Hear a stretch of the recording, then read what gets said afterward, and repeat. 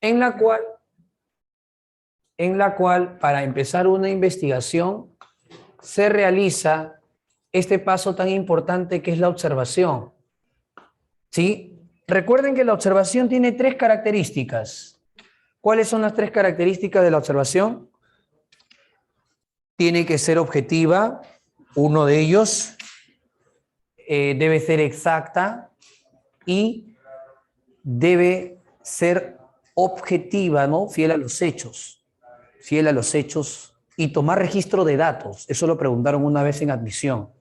Todo proceso que se va a investigar y se llega a observar se debe construir una matriz de datos. Frente a esa observación surgen interrogantes, preguntas, problemas, ¿cierto? Que luego el investigador las resuelve a través del planteo de las hipótesis. Entonces, las hipótesis también tienen por ahí algunas características que no podemos olvidar. Por ejemplo, las hipótesis son explicaciones racionales, tienen un valor predictivo, es un conocimiento a priori, antes de la experiencia. Y además son falsibles, o sea, son verdaderas o podrían ser también falsas, ¿no? Eso es la característica de las hipótesis. ¿Cómo demostramos la veracidad de las hipótesis? Esto se llega a demostrar, su veracidad o falsedad se llega a demostrar a través de una experimentación. Chicos, la experimentación es un paso decisivo para poder probar una hipótesis. Se puede aceptar o se puede rechazar. Muy bien, por acá me dicen en el chat una posible respuesta. Excelente. Eso es lo que nosotros debemos entender de una hipótesis. Una posible respuesta que se somete a un experimento para demostrar su veracidad o su falsedad. Ante ese experimento, ¿qué cosa llegamos a obtener? Ante ese experimento llegamos a obtener los resultados, ¿cierto? Y ante esos resultados hacemos un análisis exhaustivo utilizando las matemáticas. Ojo, las matemáticas son importantes para el análisis de resultados, ¿sí? Se utiliza la estadística. Y con ese análisis de resultados se llega a una conclusión. ¿Ya? Una conclusión. Esa conclusión termina siendo una teoría o también podría ser una ley. A las teorías también se les conoce con el nombre de las tesis. Ustedes ya lo recordarán, ¿sí o no? En la parte teórica se ha visto cuál es la diferencia entre una teoría y una ley. Una teoría científica, una ley científica. Las teorías cambian, ¿no? Constantemente con los nuevos estudios. Las leyes no cambian de esta forma tan rápida, pero bajo un tiempo de nuevas investigaciones pueden cambiar. Las leyes son universales. Antes se pensaba que las leyes no cambiaban y que las teorías sí, pero en el rigor científico se sabe que tanto las teorías y las leyes pueden cambiar. ¿Ya? Ahí está entonces. La teoría se define como una explicación de algún fenómeno que está ocurriendo en la naturaleza. Es una explicación racional sobre un fenómeno que ocurre en la naturaleza. La ley es una descripción, ¿sí? Es una descripción de algún fenómeno de la naturaleza. La ley gravitacional, por ejemplo, todo cuerpo está sometido a una atracción al centro de la Tierra, universal. Todos los cuerpos están sometidos a esta fuerza, ¿sí? Las teorías se reafirman con el tiempo o se cambian también. No es absoluta, ¿ya? No es absoluta. Ahora, otra cosa, muchachos, en el experimento también, por ahí hay preguntas. En el experimento, ¿cuáles son los componentes que encontramos en un experimento? en un experimento, no te vayas a olvidar, muchacho, en un experimento encontramos un grupo control y encontramos un grupo experimental. ¿Qué cosa es lo que permite diferenciar al control del experimental? O sea, ¿cómo se diferencia al grupo control del experimental? A ver, ¿quién me dice? ¿Ustedes se acuerdan? ¿Cómo se distingue? ¿Qué es lo que suele distinguir al grupo control del grupo experimental? Esto se diferencia por la variable, correcto, la variable. La variable es precisamente lo que va a distinguir, ¿no?, de lo que es el grupo control. A uno no le haces nada, como dice por acá Arcel, ¿no? No le haces nada, lo dejas tal cual. Eso se llama control. Y al que tú le estás aplicando algo nuevo, a eso se le conoce como variable.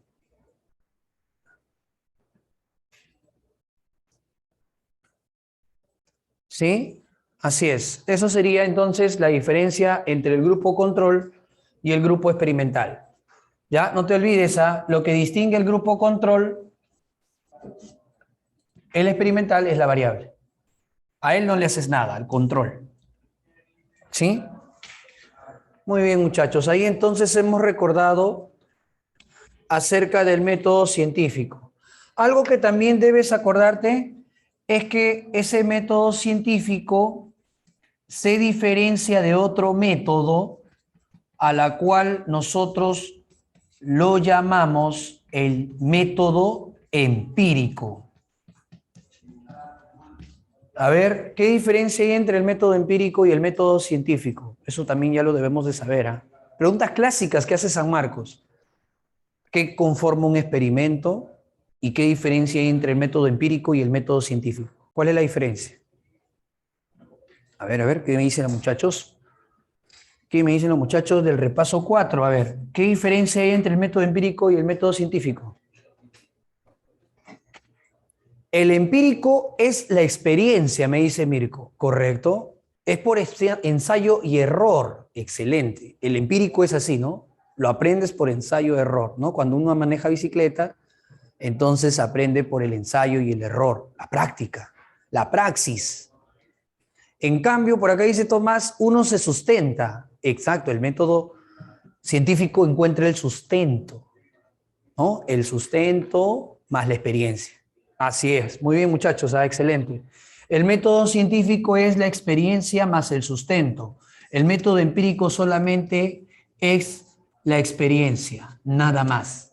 Aquel que aplica las fórmulas matemáticas y halla la respuesta y marca la clave y encuentra ahí que es correcto, entonces hasta ahí estaría empírico. Pero si sabe de dónde salen las fórmulas, cómo se demuestran las fórmulas, entonces estamos frente a un conocimiento científico.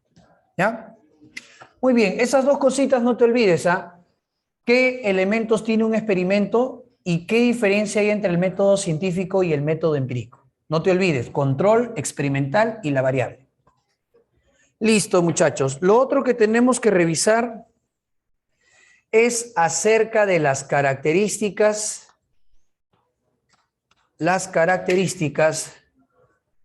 de los seres vivos. A ver, muchachitos, ¿qué cosa pueden mencionar ustedes acerca de las características de los seres vivos? ¿Ya? Eso también es otro punto que está en tu práctica. ¿Cuáles son las características de los seres vivos? Son 9, ¿ya? 9 características. A ver, recordemos entonces lo que ya hemos realizado en la parte teórica. Una característica importante, vamos a poner acá número 1, ¿ya? Vamos a colocar número 1. A ver, acá me dicen adaptación, reproducción, irritabilidad, metabolismo. Excelente. ¿Ya? Vamos a hablar metabolismo. ¿Ya? Metabolismo. ¿Cómo definimos nosotros al metabolismo? ¿Qué cosa quiere decir el metabolismo de un ser vivo. ¿A qué se refiere, jóvenes? ¿A qué se refiere cuando decimos el metabolismo de los seres vivos? ¿Qué es el metabolismo? Reacciones químicas, correcto. Claro, pero ojo, esas reacciones químicas tienen que darse al interior de la célula, porque si no se da al interior de la célula, no puede ser considerado metabolismo. ¿Entendido? Tiene que darse al interior de la célula. En este preciso momento, mientras tú estás escuchando la clase, ¿sí? Un nutriente se está rompiendo en la célula. Ese nutriente se llama glucosa. Y cuando se rompe en moléculas más pequeñas, esto permite liberar energía. Y eso es una reacción a nivel celular. La reacción se llama glucólisis. Lisis significa ruptura. Y como es una reacción de destrucción, ¿se acuerdan cómo se llama la reacción de destrucción? Se llama catabolismo. El catabolismo se caracteriza por liberar energía. Por eso se dice que el proceso, ¿cómo es? Exergónico. ¿Ya? No te vayas a olvidar, ¿eh? Exergónico significa que libera energía. Todo proceso que se esté llevando a cabo en la célula, donde se rompan moléculas complejas a sencillas, se le llama catabolismo. Más bien por el contrario, cuando nuestra célula recibe moléculas sencillas y acá se transforma en moléculas complejas, esto ya no es catabolismo, esto se llama anabolismo, ¿sí? Y el anabolismo más bien requiere energía. ¿Cómo se llama eso? El proceso es endergónico, consume energía. En nuestra célula se están llevando a cabo los dos procesos. Se destruyen moléculas para que podamos sintetizar otras nuevas. Hacemos los dos, cata y ana. Catabolismo, anabolismo. Catabolismo destruye, anabolismo forma. Y los dos hacen el metabolismo. Están relacionados con los procesos de energía en la célula. Otra característica. Nuestro cuerpo mantiene una inercia. Esa inercia es conocido como la homeostasis. ¿Qué significa, muchachos, la homeostasis?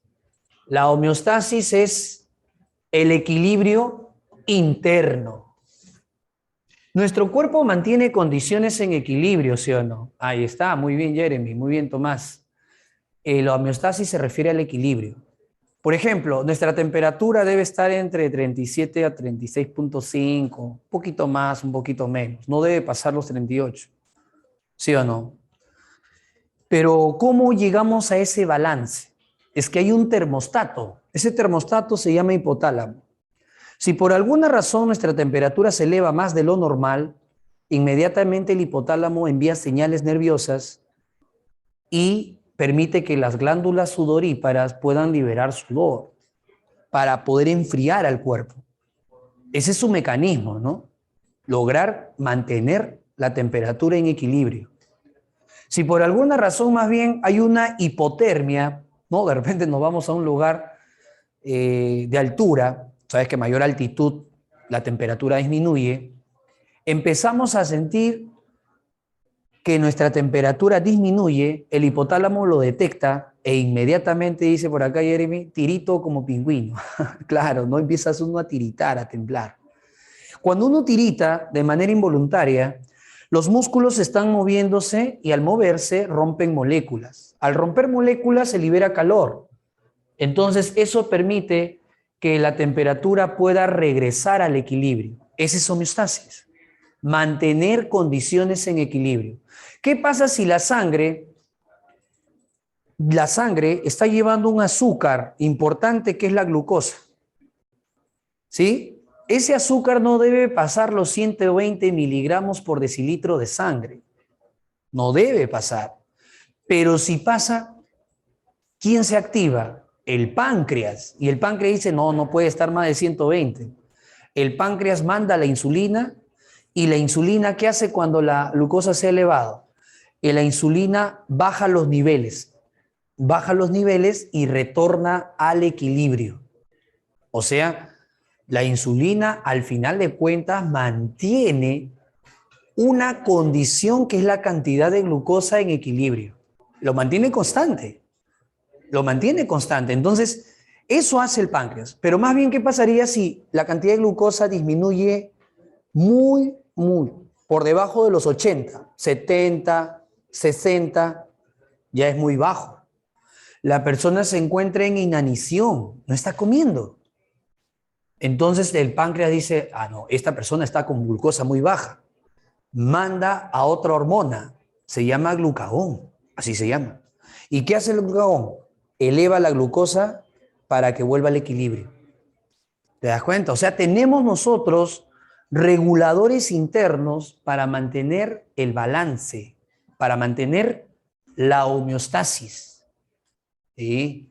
Por eso si una persona tiene un problema pancreático, una pancreatitis, un quiste en el páncreas o un problema congénito, el primer problema va a ser alteración en sus niveles de azúcar, ¿sí? Ese es un principal problema. Pero esa es la homeostasis, el balance, la inercia, la oposición al cambio. Nuestra sangre también tiene un pH ligeramente básico, entre 7,2 a 7,4. Es el pH básico. Porque tú sabes que mayor a 7 básico, menor a 7 ácido, 7 neutro. Es ligeramente básico. Cuando nos alimentamos, algunos alimentos lo acidifican.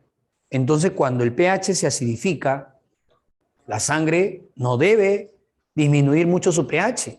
Inmediatamente esta sangre se manda al riñón y que el riñón se encargue de sacar todos esos compuestos que lo acidifican. Y entonces se libera la orina con los desechos que acidificaban la sangre. Acá me dicen, profesor, usted dijo que el glucagón eleva la glucosa. Ya, Joana, tenemos dos hormonas. O sea, una que baja la glucosa, insulina, cuando está muy alta, y otra que eleva la glucosa cuando está muy baja.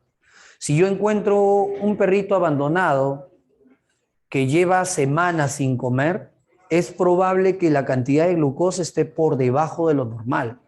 ¿Sí o no?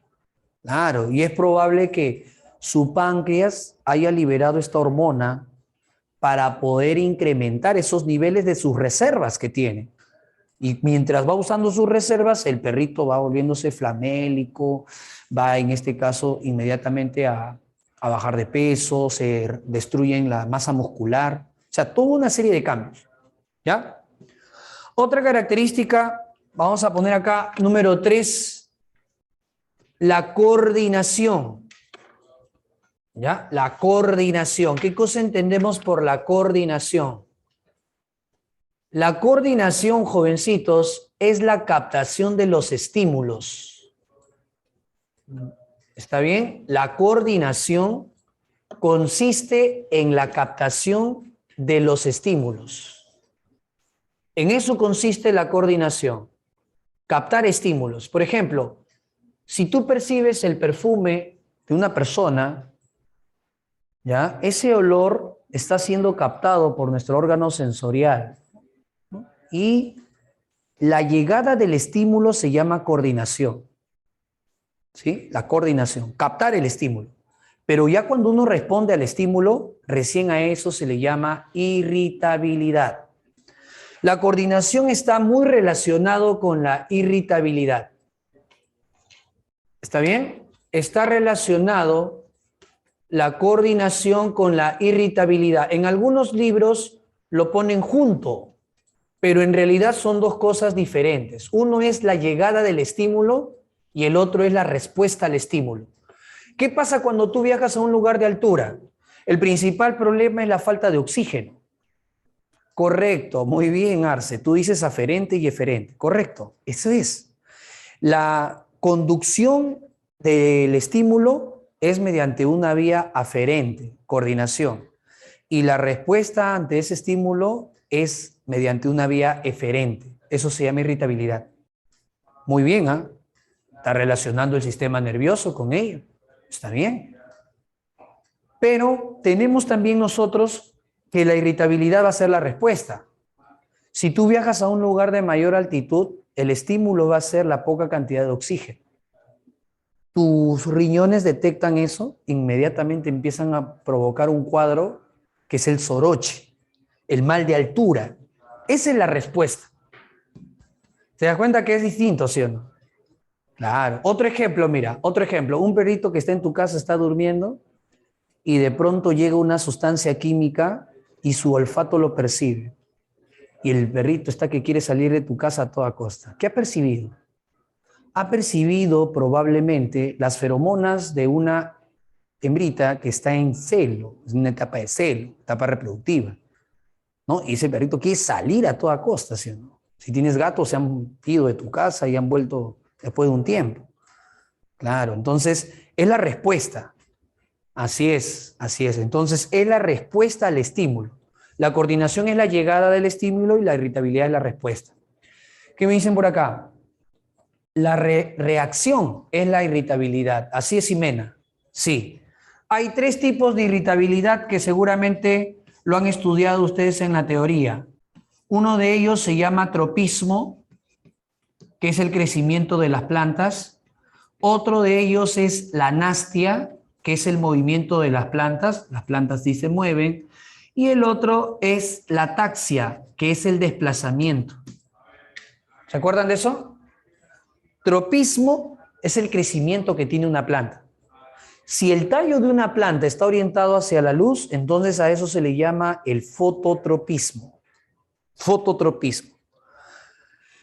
Nastia es el movimiento. ¿Han visto las plantas carnívoras? ¿No? Tienen sus hojitas dentadas, inmediatamente un insecto se posa y las hojas automáticamente se cierran. Ese movimiento que ha hecho la planta es nastia.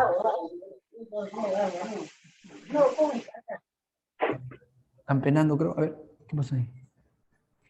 Eso se llama nastia. ¿Sí? Nastia. Entonces, nastia viene a ser el movimiento. Por ejemplo, hay una plantita que también su tallo lo dispone siempre perpendicular al sol. No sé si han visto esa plantita. Sus flores están dispuestas siempre con la rotación del sol. Así es, mira. Mientras el sol va avanzando hasta ocultarse, esta plantita, su tallo lo va moviendo. ¿Y cómo lo colocaron? ¿O qué nombre tuvo esta planta? Bueno, como seguía al sol, persigue al sol, como gira respecto al sol, no tuvieron mejor idea que llamarlo girasol, la planta que gira con respecto al sol. Claro, ¿no? Ese es el movimiento que tiene la planta, el girasol. Hay otras plantitas también como la flor de loto, que sus hojas o sus pétalos se abren con la puesta del sol. Y cuando llegue el atardecer, sus pétalos otra vez se cierran. Sí, ese movimiento que hacen las plantas se llama nastia. ¿Entendido? Nastia. Si es la luz la que está provocando el movimiento, fotonastia. Y si es el tacto, como en el caso de la planta carnívora, ticmonastia. Sí, se le llama ticmonastia. En cambio, taxia se refiere, muchachos, al desplazamiento. Taxia se refiere al desplazamiento. Esto no lo hacen las plantas, ¿sí? No, pues una planta no se desplaza. ¿Quién hace desplazamiento? Lo hacen los animales. Por ejemplo, si tú tienes un foco prendido ahora en verano, ¿quién empieza a dar vueltas sobre ese foquito? Esa bombilla está prendida. ¿Quién da vueltas sobre ese foquito? Las polillas, ¿sí o no? ¿Y por qué? ¿Por qué las polillas son atraídas por la luz? ¿Alguna vez te has puesto a pensar? ¿Por qué? Claro, las polillas son atraídas, ¿no? Sobre los focos, empiezan a dar vueltas y a dar vueltas a los foquitos. Porque nadie brilla más que ellas, dice. No, más que... Correcto, ahí está la explicación, por ahí algunos conocen. Estos insectos tienen que ovopositar, o sea, dejar sus huevecillos. Y esos huevecillos necesitan una fuente de calor. Una gallina tiene plumas y una temperatura de 40 grados, entonces ella sí le puede dar calor. Pero una polilla no le puede dar calor porque no tiene plumas. Entonces busca algo que esté más o menos caliente para que los huevos se incuben. Al hacer esto, sus alas se separan del cuerpo, caen y ponen los huevecillos justo donde hay material de celulosa, madera, o pueden colocarlo también, en este caso, en libros, y ahí salen sus larvitas, ¿no? Que son como gusanitos. Luego ya nuevamente crecen hasta polilla. Sí, así es, ¿no? Entonces, este desplazamiento ha sido conocido como la fototaxia positiva. La luz les atrae a las polillas. ¿Pero conoces a alguien que le rechace la luz? Alguien que más bien, un animalito que más bien la luz causa, pero un desplazamiento contrario. ¿El murciélago? Los murciélagos, muy bien, correcto. Los murciélagos son fotosensibles. Cuando incide luz directa sobre su cuerpo, empieza a desarrollar inhibidores de su metabolismo. Por eso que el murciélago en el día duerme y sale en la noche a realizar sus actividades. Claro, ¿no? Las cucarachas también, ¿ah? Claro, las cucarachas y los roedores también detestan la luz. Las lechuzas, los búhos también. Entonces, ellos tienen una fototaxia pero negativa. Es decir, se alejan de los lugares donde está muy iluminado. ¿Ya? Todo eso se llama taxia. Otra característica, muchachos, vamos a la número 5. Otra característica viene a ser la evolución, que está muy relacionado con quién. A ver, evolución con quién está relacionada. La evolución está relacionado con la Adaptación. adaptación. Excelente, muchacho. Evolución y adaptación están muy relacionados. ¿Cuál fue primero? ¿Cuál fue primero? Evolución. Excelente, muchacho. La adaptación, bro. Ahí tenemos dudas, ¿no? Mira, ahí algunos dicen adaptación y otros dicen evolución. Yo creí por más de 5 años que lo que era primero era la adaptación. Primero, profe, no es adaptarse y después se evoluciona. Mira, 5 años pensé, estaba engañado. No, muchacho, ten mucho cuidado. Primero tiene que darse la evolución y a partir de esa evolución, los seres vivos encuentran mecanismos de adaptación. ¿La evolución en qué se distingue de la adaptación? Que son periodos de tiempo muy largos. ¿Sí? Son periodos de tiempo muy largos. La adaptación es un periodo de tiempo corto. ¿Sí? Por ejemplo, ustedes están en una preparación académica. Eso es su evolución. Haciendo una analogía, ¿no?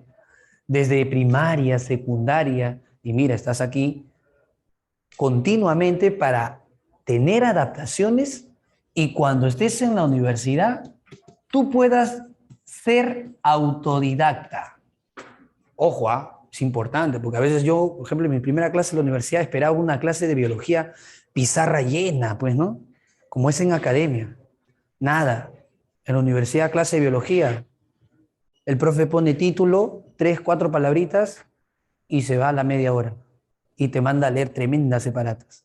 Y claro, la idea que uno tiene es, profe, no enseñó nada. Es que en la universidad tú tienes que ser autodidacta, aprender por tu cuenta. Para eso estás en este periodo de tiempo largo que te estamos enseñando desmenuzado, pausado, por pedacito la teoría, para que tú puedas tener estas adaptaciones. En los seres vivos es igual. Primero, hay largos periodos de tiempo y los que llegan a sobrevivir son los que se van a adaptar. ¿Sí? Así se trabaja esto de evolución y adaptación. Prueba de ello es que el cactus es una planta que vive en el desierto, mira. Esa plantita vive en el desierto. Y cuando esta planta vive en el desierto, es porque ha pasado un periodo de tiempo muy largo para que pueda sobrevivir. ¿Sí o no? ¿Ya? Ha pasado un periodo de tiempo muy largo para que pueda sobrevivir. ¿Cómo sobrevive el cactus en el desierto? Le costó mucho tiempo en su evolución adaptarse y lograr que sus hojas se modifiquen a las espinas que tiene. Sus espinas vienen a ser las hojas, ¿sí o no? Además, el cactus, al no tener disponibilidad de agua, desierto, él aprovecha las épocas donde hay cierto tipo de nubes, ¿no? O sea, precipitación o en este caso cierta humedad, ¿sí? Porque el desierto tiene épocas húmedas por la evaporación del agua, y él lo atrapa esa humedad y almacena esa agua en su tallo. Almacena, imagínate. O sea, una planta que no ha sido regada y adentro tiene agua.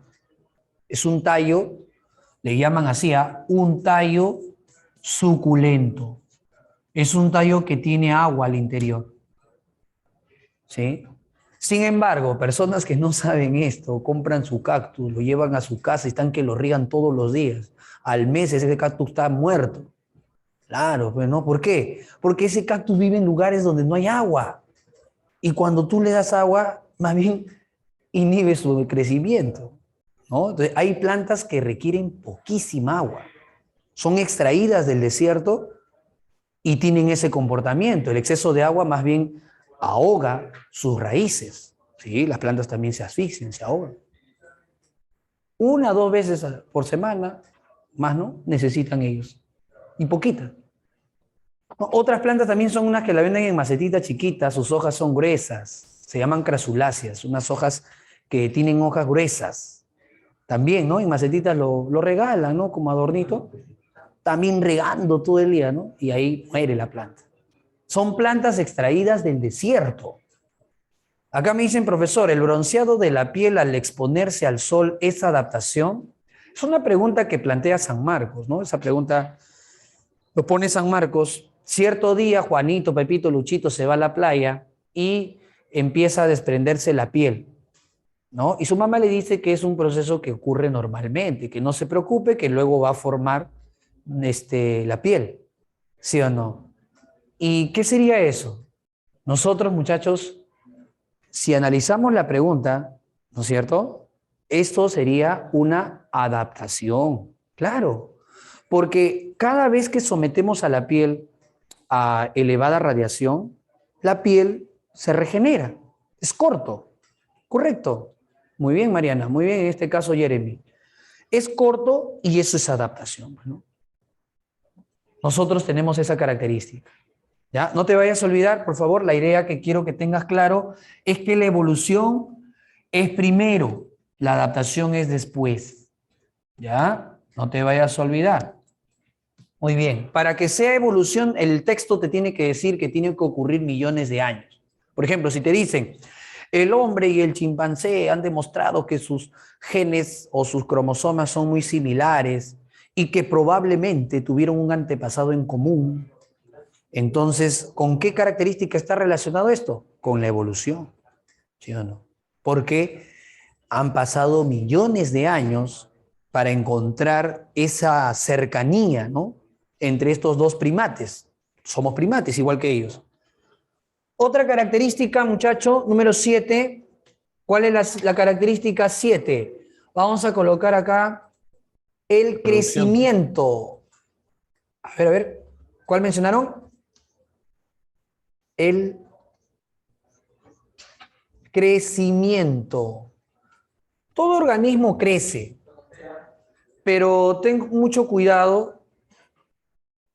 El desarrollo es parte del crecimiento. Así que cuando tú me dices, Mariana, si hablamos del desarrollo, es el crecimiento. Tú miras tu foto de chiquito y mira ahora tu foto, ¿no? Eso se llama desarrollo. Profe, no me parezco nada. Ahí está, eso es desarrollo.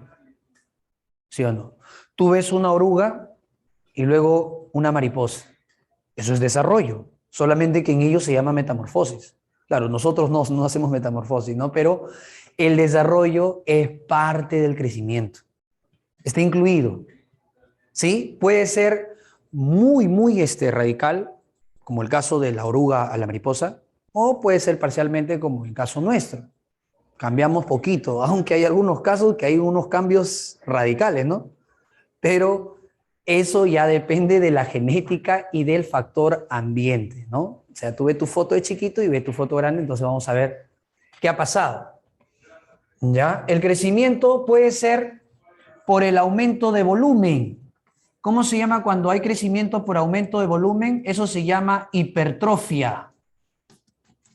Cuando uno va al gimnasio Dice, voy a aumentar mi músculo. Sí, está bien, vas a aumentar el músculo, pero vas a aumentar el volumen nada más de tu célula muscular. ¿Con qué? Con proteína y ejercicio vas a aumentar el volumen. No aumentas la cantidad de músculo, o sea, de las células, no aumenta la cantidad. Tú dejas de hacer ejercicio, dejas de consumir proteína y esto vuelve a su estado original. ¿Ya? Entonces, el crecimiento puede ser por el aumento de volumen. Una bacteria que es tan pequeña crece también, pero aumentando su volumen. En cambio, hay otro crecimiento que es por el aumento de las células. O sea, aumenta la cantidad de células. ¿Cómo se llama ese aumento en la cantidad de células? Ese aumento en la cantidad de células se le conoce, muchachos, como la hiperplasia. ¿Ya? La hiperplasia. La hiperplasia es el crecimiento por el número de células. Acá Jeremy me dice meristemático. Claro, el tejido meristemático es el tejido de crecimiento de las plantas. Las plantas crecen toda su vida. O sea, no hay límite. La cortas, vuelve a crecer. Cortas, vuelve a crecer. Siguen creciendo. Prueba de ello es que la planta más grande en el mundo es la secuoya. 130 metros de altitud. Tremenda planta. A tal punto que pueden haber plantas muy diminutas de 1 metro o de 1,5 centímetros como los musgos. ¿Han visto los musgos? En las rocas de Sacsayhuamán, Machu Picchu, esas rocas se humedecen y empieza a crecer esta plantita tan diminuta que parece como si tuviera una alfombra, ¿no? Parece que tuviera una alfombra. Esa planta se llama musgo, chiquitito. Entonces, esos son los dos tipos de crecimiento. ¿Ya? Otro, muchachos, otro. ¿Qué otra característica vamos a analizar acá? Otra de las características que vamos a ver acá. A ver, díctame. Número 8. ¿Qué característica falta? Reproducción. Correcto, muy bien. Reproducción. Esta característica es para evitar que la especie se extinga. Así que si tú ves por ahí una pregunta que dice, ¿es una característica que permite la continuidad de la especie? La respuesta es la reproducción. Todo organismo tiene que dejar al menos un descendiente para colaborar con la especie. Sí, claro.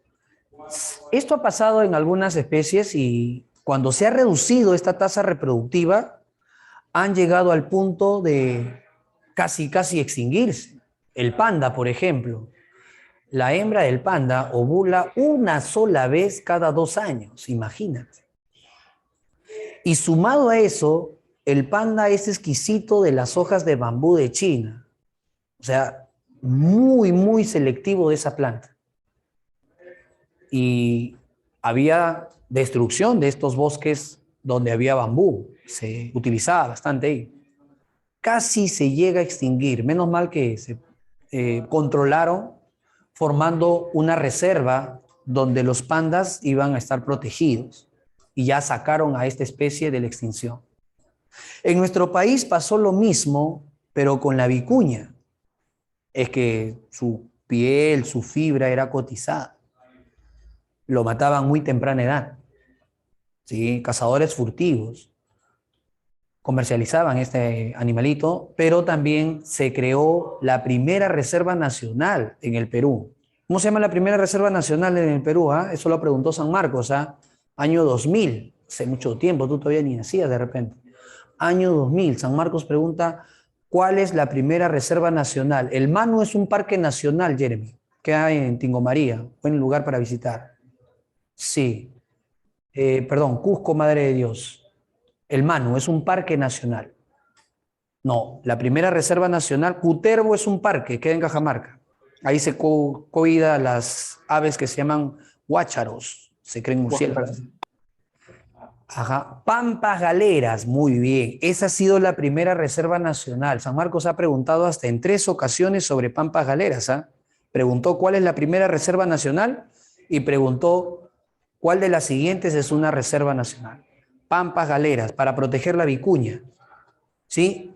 Por eso que ahora la vicuña como que todavía está repoblándose, ¿ya? Y tenemos dos tipos de reproducción, una que genera clones, claro que sí, una que genera clones. ¿Te acuerdas la estrella de mar? ¿Qué hace la estrella de mar? Rompe su bracito y de ese bracito sale otra estrella nueva. Y la que se quedó sin bracito regenera su brazo. Reproducción asexual.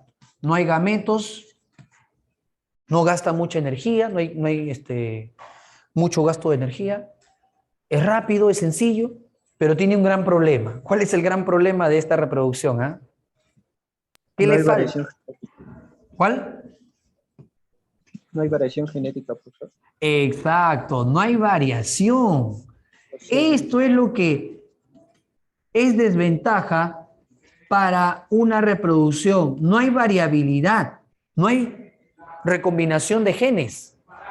Ese es el gran problema. Por eso que se cambió a la reproducción de tipo sexual. Ahí sí se va a combinar los dos y se va a poder mezclar genes de un progenitor masculino y un progenitor femenino.